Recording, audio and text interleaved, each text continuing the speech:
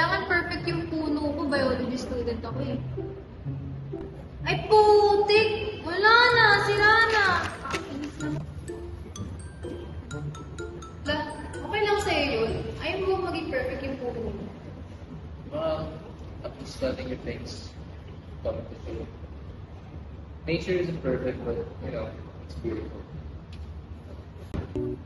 Hi.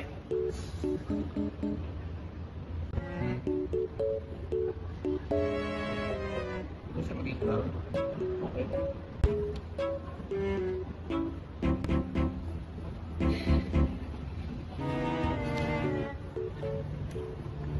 Wow! I love how you turned your mistake into something creative. That's the beauty of life. And art too. Uy, project ko na natin sa ethics natin. Oo nga pala. Kailangan the best of us, grandiose project natin. Kailangan ba talaga natin? Okay lang sana yung marami tayong time. So, November, malapit na finals week natin. Practical. We need to get good known. Excellent grades. Hindi ko naman sinasabi hindi to compromise your project's quality. Kaso nga, you don't also need to overcomplicate things. I'm with Aaron. Simple doesn't necessarily mean basic. Kaya natin yan ang hindi masyado nasa-stress mo.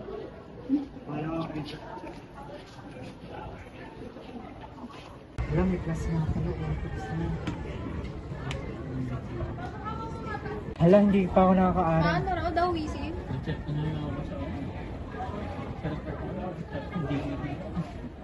Hindi ko to alam. Search ko muna.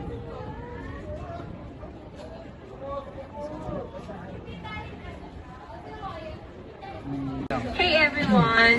Today let's talk about Taoism, a philosophy that's all about finding harmony with the world around you. Interesting.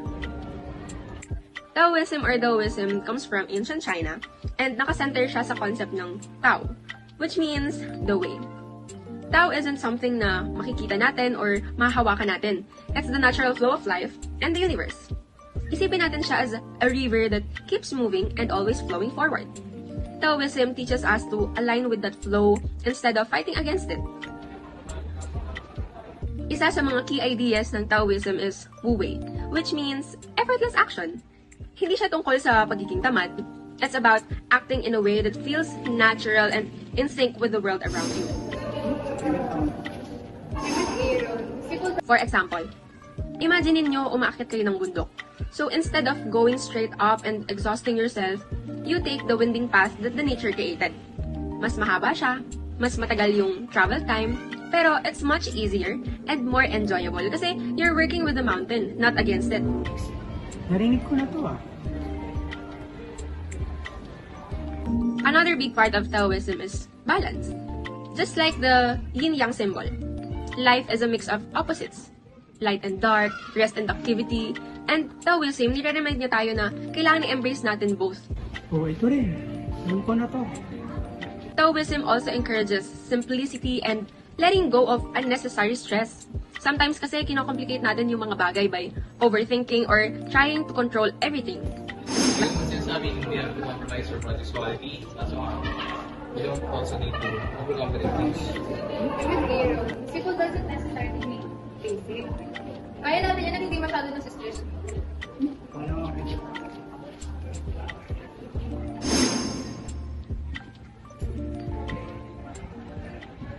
But the Tao teaches us that peace comes when we just let life unfold naturally.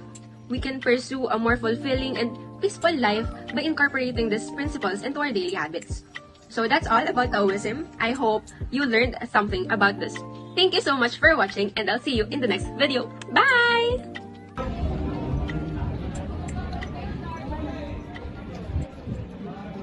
Lagi ka na ako ganyan. Nakapag-school siya. Wala, tignan mo.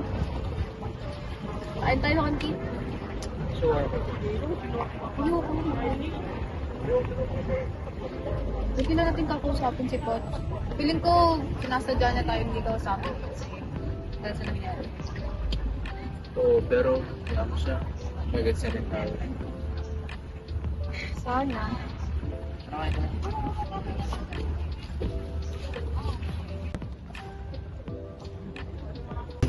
Uy, Uy, kumusta? pinuntahan ko lang kayo sa gusto. Realize ko na tama kayo. And I was just being ambitious. It's fine. I need to apologize. Masaya lang kami na nag-isip na ito. Na-realize ko rin na malapit na nga yung finals tapos masyadong complicated yung media. Sorry if I was inconsiderate. Okay lang yun, ano ka ba? Tara, simulan na natin.